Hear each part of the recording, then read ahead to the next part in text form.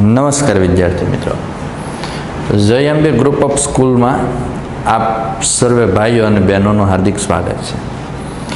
આપણે આગળના લેક્ચરમાં સૌથી પહેલું જ્યારે શરૂઆત કરી ચેપ્ટરની ત્યારે આર્થિક પ્રવૃત્તિ અને બિન આર્થિક પ્રવૃત્તિ એના વિશેનો અભ્યાસ કરી ગયા હતા કે નાણાકીય વળતર મેળવવાની અપેક્ષાએ જે કાંઈ પણ પ્રવૃત્તિ કરવામાં આવે તો આપણે તેને આર્થિક પ્રવૃત્તિ તરીકે ઓળખતા હતા.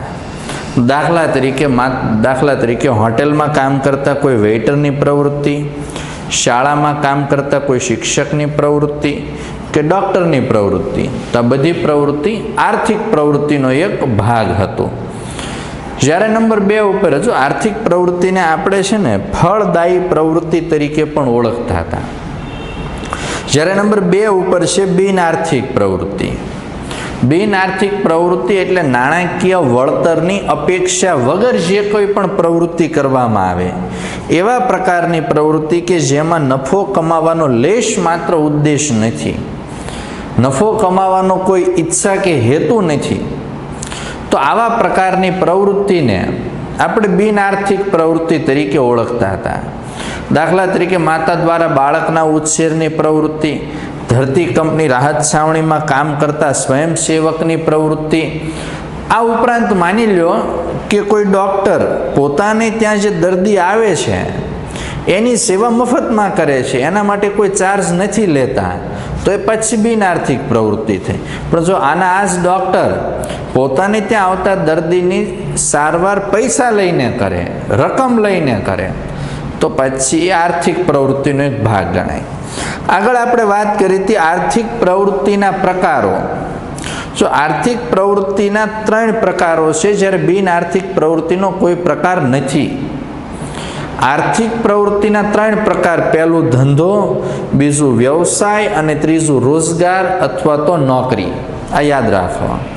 હવે જો ધંધો છે તો એમાં મળતું વળતર હોય નફો, વ્યવસાયમાં મળતું વળતર એને કહેવાય ફી, અને નોકરીમાં મળતા વળતરને કહેવાય પગાર અથવા તો દરમાયો. તો એમાંનો આપણે સૌથી પહેલો ધંધો કોને કહેવાય એની વાત શરૂ કરી હતી ગયા લેક્ચરમાં. તો સૌથી પહેલી વાત સમજો કે ધંધો એટલે નફો કમાવાના હેતુથી કરવામાં આવતી કોઈ પણ પ્રકારની આર્થિક પ્રવૃત્તિ અથવા તો કાયદેસરની આર્થિક પ્રવૃત્તિ. ફરીવાર, ધંધો એટલે નફો કમાવાના હેતુથી કરવામાં આવતી કોઈ પણ કાયદેસરની આર્થિક પ્રવૃત્તિ. જો ધંધાનો હેતુ છે નફો કમાવાનો, પણ ક્યારેક નફો કમાવાને બદલે નુકસાન જાય તો પણ આર્થિક પ્રવૃત્તિના ભાગરૂપે એ ધંધો જ કહી શકાય અથવા તો ધંધો જ કહેવામાં આવે છે. પણ કાયદેસરની જે કાંઈ પણ પ્રવૃત્તિ થાય છે, તમામ પ્રકારની પ્રવૃત્તિ કાયદેસરની પ્રવૃત્તિ હોવી જરૂરી છે.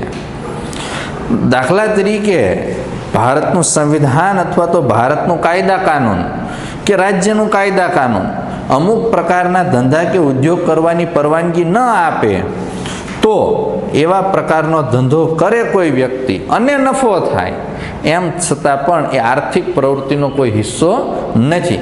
એક ઉદાહરણથી સમજો.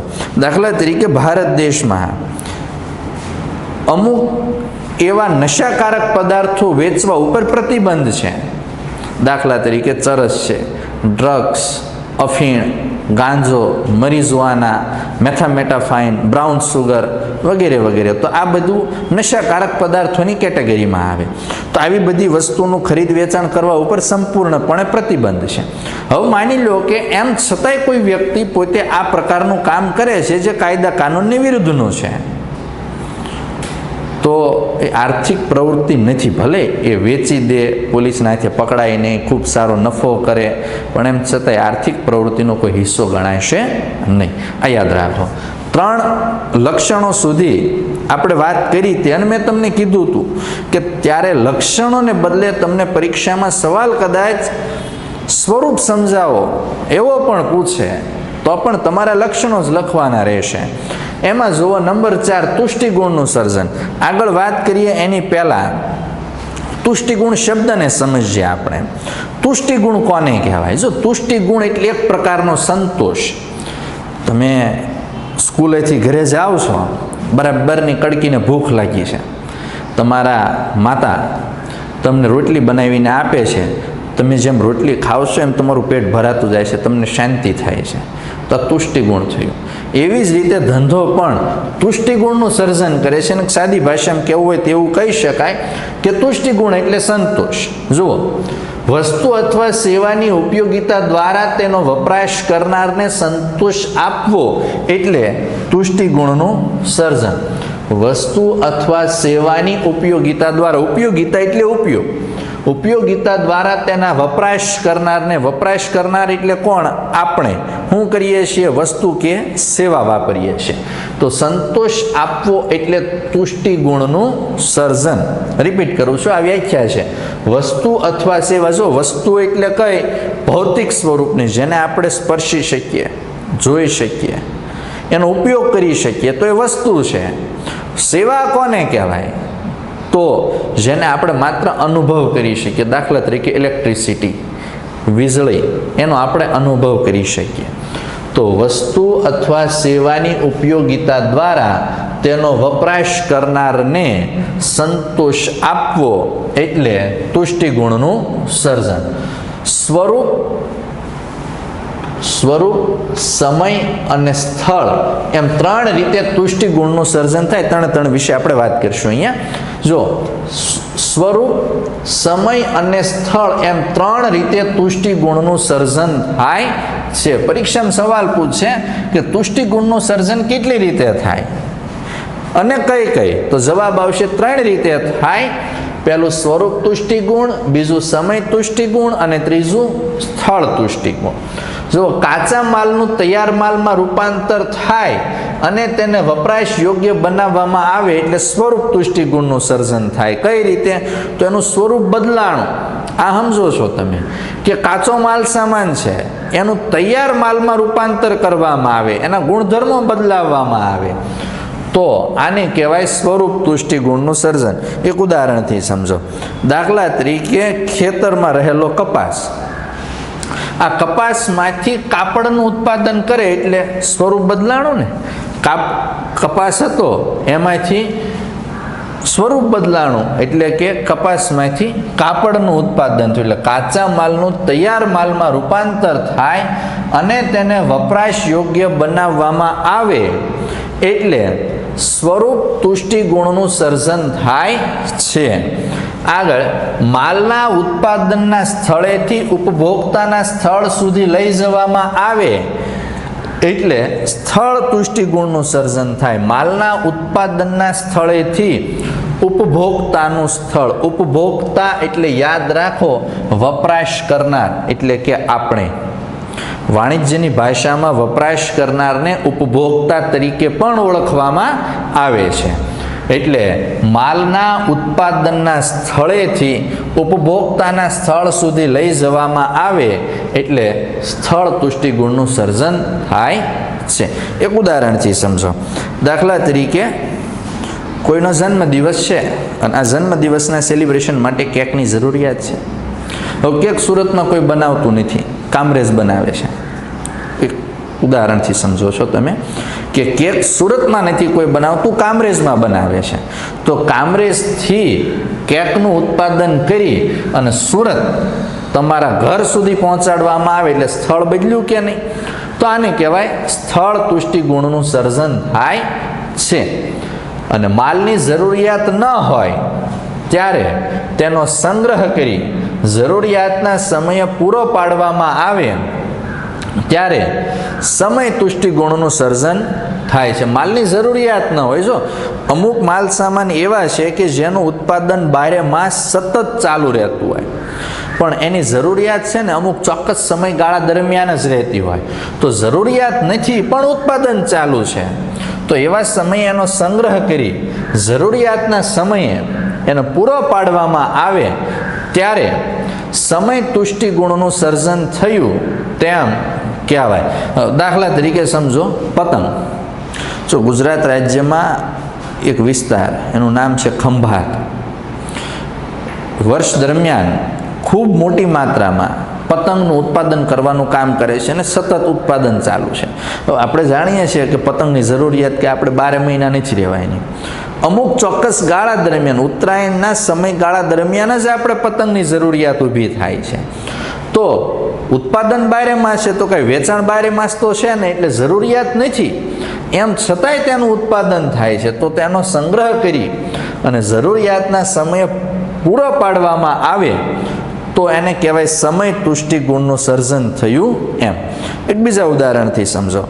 દાખલા તરીકે શિવાકાશી, તમિલનાડુનો આ એક વિસ્તાર છે અને આ સમગ્ર ભારતભરમાં ખૂબ વિશાળ માત્રામાં ફટાકડાનું ઉત્પાદન કરી અને લગ્ન પ્રસંગ અથવા તો દિવાળીના સમયે લોકોને પૂરું પાડવાનું સૌથી મોટું સેન્ટર હોય તો આ શિવાકાશી છે તમિલનાડુનું. ખૂબ મોટા પાયે ફટાકડાનું ઉત્પાદન કરે છે. જો તમને ખબર છે ફટાકડા કાંઈ 12 માસ નથી ફોડતા કોઈ, તો શું કરવામાં આવશે? ઉત્પાદન તો 12 માસ છે, સતત એક ધારું કન્ટિન્યુ. તો એવા સમયે આ શિવાકાશીના વિસ્તારમાં ઉત્પાદન 12 માસ છે, પણ ઉત્પાદન કરીને શું કરવામાં આવશે? એનો સંગ્રહ કરી દેવામાં આવશે. અને જ્યારે જરૂરિયાત પડશે, એટલે કે દિવાળી આવશે ત્યારે, લગ્ન સિઝન આવશે ત્યારે, તો જરૂરિયાત ત્યારે પડશે, તે સમયે પૂરો પાડવામાં આવે તો આને કહેવાય સમય તુષ્ટિ ગુણનું સર્જન. રિપીટ કરીએ છીએ. વસ્તુ કે સેવામાં 3 પ્રકારના તૃષ્ટિગુણ હોય છે. એક સ્વરૂપ, બીજું સમય અને ત્રીજું સ્થળ તૃષ્ટિગુણ. એમાં કાચા માલનું તૈયાર માલમાં રૂપાંતર થાય અને તેને વપરાશ યોગ્ય બનાવવામાં આવે એટલે સ્વરૂપ તૃષ્ટિગુણનું સર્જન થાય. માલના ઉત્પાદનના સ્થળેથી ઉપભોક્તાના સ્થળ સુધી લઈ જવામાં આવે એટલે સ્થળ તૃષ્ટિગુણનું સર્જન થાય. અને છેલ્લે માલની જરૂરિયાત ન હોય ત્યારે તેનો સંગ્રહ કરી જરૂરિયાતના સમયે પૂરો પાડવામાં આવે ત્યારે સમય તુષ્ટિ ગુણનું સર્જન થાય છે. હવે જુઓ નંબર 5, પ્રવૃત્તિનું સાતત્ય. જો સતત એક ધારું કન્ટિન્યુ કામ કરવામાં આવતું હોય તો જ એને પ્રવૃત્તિનું સાતત્ય કહેવાય. એક વખત કામ કરીને પછી કામ મૂકી દેવામાં આવે તો એ ધંધો નથી. ધંધામાં પ્રવૃત્તિનું સાતત્ય હોય તે ખૂબ જરૂરી છે. જો ધંધામાં વ્યવહારો નિયમિત અને સતત થતા રહે છે. ધંધામાં વ્યવહારો નિયમિત અને સતત એક ધારા કન્ટિન્યુ થતા રહે છે. વેપારી નફાના આશયથી ખરીદ વેચાણની પ્રવૃત્તિ સતત કરે છે. કોઈ પણ વેપારી હોય તો આ વેપારી નફો કમાવાના હેતુથી ખરીદ વેચાણની પ્રવૃત્તિ સતત એક ધારી કે કન્ટિન્યુ કરે છે. દાખલા તરીકે કોઈ એક વ્યક્તિ મકાન ખરીદે છે, 6 મહિના કે 1 વર્ષ સુધી રહે છે. માની લો 50 લાખ રૂપિયાનું મકાન ખરીદ્યું, 6 મહિના સુધી રહે છે આમાં, અને પછી 50 ને બદલે 60 લાખ રૂપિયાનો ભાવ મળે એમ છે તો એ વેચી દે છે, તો એ ધંધો નથી એનો. કારણ કે રોજબરોજની એની પ્રવૃત્તિ નથી. એણે એક જ વખત એણે કામ કર્યું છે અને અમુક સમય પૂરતું જે કામ કરવાનું છે. એટલે વેપારી નફાના આશયથી ખરીદ વેચાણની પ્રવૃત્તિ સતત કન્ટિન્યુ કરે છે. નંબર 6, નાણાંની જરૂરિયાત. ચલણ, રૂપિયા. જો આપણે નાણાં એટલે બધા જ એવું માનીએ છીએ કે રૂપિયા, પણ અર્થશાસ્ત્ર અને વાણિજ્યની ભાષામાં માત્ર ચલણ એને જ નાણું એ કહેવાનો હેતુ નથી. એની સાથે સાથે નાણું એટલે ધંધામાં રહેલી અન્ય કોઈ સ્થાવર જંગમ મિલકતો છે, કોઈ મશીનરીઓ છે, એને પણ નાણાંની કેટેગરીમાં જ ગણવામાં આવે છે. ઇકોનોમિક્સમાં ખાસ આ ભેદ રહેલો છે. જો ધંધા માટે તેની શરૂઆતથી અંત સુધી નાણાંની જરૂરિયાત રહે છે. ધંધા માટે ધંધાની શરૂઆત થાય ત્યારથી સતત કન્ટિન્યુ ધંધો બંધ થાય, સમાજમાં એનું પતન થાય ત્યાં સુધી પૈસાની અથવા તો નાણાંની જરૂરિયાત રહે છે. ફેક્ટરીમાં કાચા માલમાંથી તૈયાર માલનું ઉત્પાદન કરવા માટે કે વેપારીને નાણાંની જરૂરિયાત રહે છે. ફેક્ટરીમાં કાચા માલમાંથી તૈયાર માલનું ઉત્પાદન કરવું. કાચો માલ ક્યાંથી લાવવામાં આવશે? તો કે પ્રાથમિક ક્ષેત્ર ખેતી છે, મરઘા બતકા ઉછેર કેન્દ્ર છે, મત્સ્ય ઉદ્યોગ છે, ક્વારી ઉદ્યોગ છે, ક્વારી એટલે નદીમાંથી રેતી કાઢવાનો ઉદ્યોગ.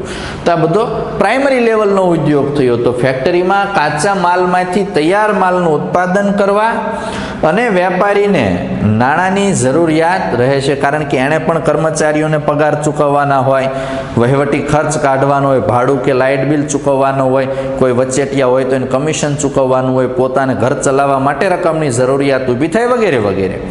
તો વેપારીને પણ નાણાંની જરૂરિયાત રહે છે. નંબર 7, આર્થિક પ્રવૃત્તિ. ધંધો એ નાણાંના ઉપાર્જન દ્વારા અને નફો મેળવવાના હેતુથી કરવામાં આવતી આર્થિક પ્રવૃત્તિનો એક ભાગ છે. ધંધો એ નાણાંના ઉપાર્જન એટલે નાણું કમાવું, એટલે નાણાંના ઉપાર્જન દ્વારા નફો મેળવવાના હેતુથી કરવામાં આવતી આર્થિક પ્રવૃત્તિનો એક ભાગ છે. તો અહીંયા 7 સુધીના એના લક્ષણો હતા અથવા તો તેનું સ્વરૂપ હતું. હવે આગળ ધંધાના હેતુઓ.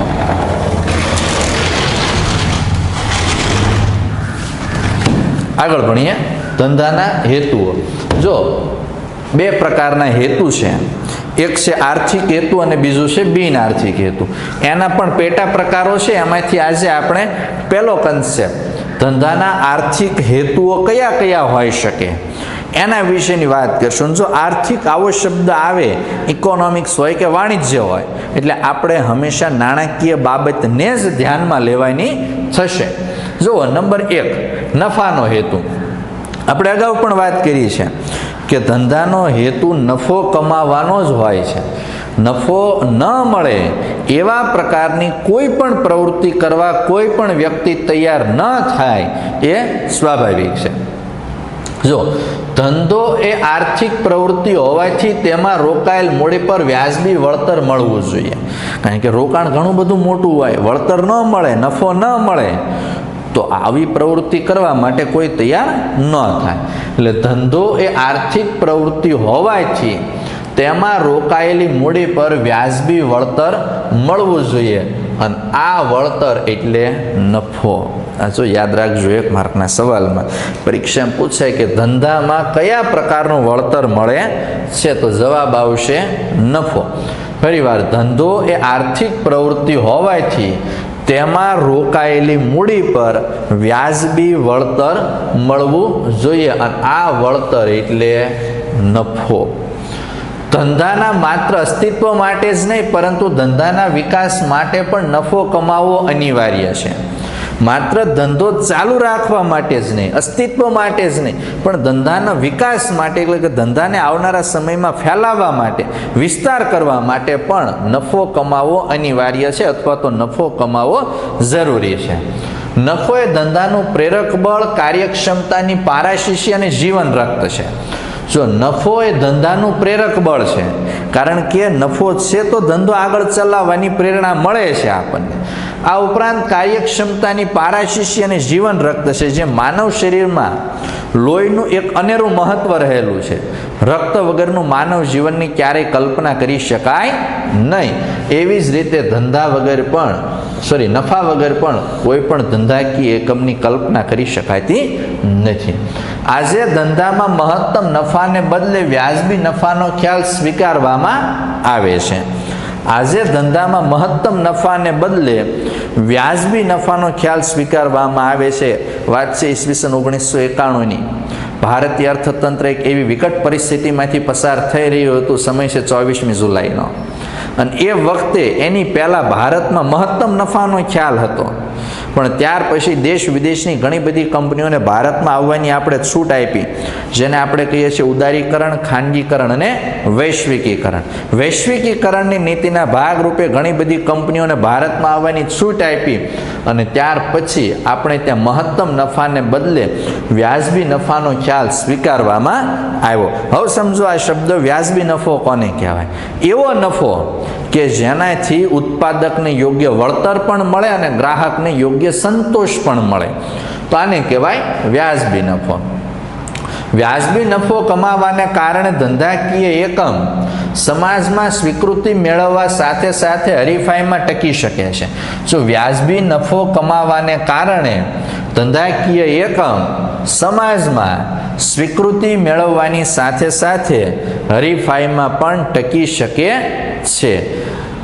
નંબર 2, મહત્તમ સંપત્તિના સર્જનનો હેતુ. કોઈ પણ ધંધાકીય એકમનો હેતુ એ પછી ધંધો કોઈ બીજા કોઈ ચલાવતો હોય કે આપણે ચલાવતો હોય, બધાનો હેતુ છેવટનો તો માત્ર એક જ હોય છે કે મેક્સિમમ સંપત્તિનું સર્જન થાય.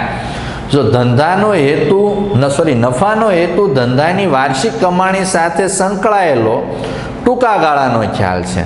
મહત્તમ સંપત્તિના સર્જનનો હેતુ લાંબા ગાળાનો હોય છે. નફાનો હેતુ ધંધાની વાર્ષિક કમાણી સાથે સંકળાયેલો ટૂંકા ગાળાનો ખ્યાલ છે, જ્યારે મહત્તમ સંપત્તિના સર્જનનો હેતુ લાંબા ગાળાનો હોય છે. ધંધાએ મંદી જેવા સંજોગોમાં નફો કમાવાનો હેતુ જતો કરીને પણ ધંધાની સંપત્તિ ટકાવી રાખવી પડે છે. મંદીજન્ય સંજોગો હોય ત્યારે એને એવી અપેક્ષા નહીં રાખવાની કે મેક્સિમમ નફો મળે, કારણ કે એવા વર્ષોમાં નફો ન મળે તોય ચાલે, મૂળ જે કિંમત છે એટલી કિંમતે જ વસ્તુ વેચી દેવી જોઈએ, કારણ કે મંદી પછી તેજીનો સમય આવવાનો જ હોય ત્યારે ધંધાકીય એકમ ફરીવાર નફો કમાઈ શકે છે ને એવી એનામાં ક્ષમતા પણ છે. એટલે ધંધાએ મંદી જેવા સંજોગોમાં નફો કમાવાનો હેતુ જતો કરીને પણ ધંધાની સંપત્તિ ટકાવી રાખવી પડે છે. મહત્તમ સંપત્તિના સર્જનનો હેતુ ધંધાના માલિકના આર્થિક લાભ સાથે સંકળાયેલો છે. એટલે મહત્તમ સંપત્તિના સર્જનનો હેતુ ધંધાના માલિકના આર્થિક લાભ સાથે સંકળાયેલો એક ખ્યાલ છે. નંબર 3, અન્ય આર્થિક હેતુઓ. જો આર્થિક હેતુઓનો આ છેલ્લો કન્સેપ્ટ છે, અન્ય આર્થિક હેતુ.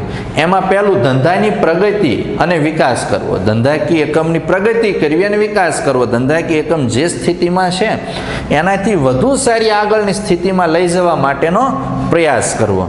નંબર 2, આધુનિક ટેકનોલોજી અપનાવી. કોઈ પણ ધંધાકીય એકમનો આ એક હેતુ હોય છે કે નવીનતમ કે આધુનિક ટેકનોલોજી અપનાવવી અને આધુનિક ટેકનોલોજીની સાથે સાથે ધંધાકીય એકમ વધુ સારી ઉત્પાદન ક્ષમતાને હાંસલ કરે. નંબર 3, બજારનો વિસ્તાર કરવો. એટલે ધંધાકીય એકમ જે જગ્યાએ જે સ્થિતિમાં કામ કરે છે એનો વ્યાપ વધે, વધુને વધુ લોકો એની વસ્તુ ખરીદવા માટે તત્પર બને, તો આને કહેવાય બજારનો વિસ્તાર કરવો. અને છેલ્લું છે ઉપલબ્ધ સાધનોનો શક્ય તેટલો શ્રેષ્ઠ ઉપયોગ કરવો. જો સાધનો એ નાણાકીય હોય કે અન્ય કોઈ હોય, હંમેશા આ સાધનો મર્યાદિત જ રહેવાના. એટલે જરૂરી છે કે જેટલા સાધનો છે એટલા સાધનોનો શ્રેષ્ઠતમ રીતે ઉપયોગ કરવો પડે. એટલે ઉપલબ્ધ સાધનોનો શક્ય તેટલો શ્રેષ્ઠ ઉપયોગ કરવાની કામગીરી કરવી. તો બસ આજના દિવસે અહીંયા સુધી ધંધાના આર્થિક હેતુઓ, બિન આર્થિક હેતુઓ એના વિશે આપણે આવતા પીરિયડમાં વાત કરીશું. બસ અહીંયા સુધીનું આજે રાખીએ.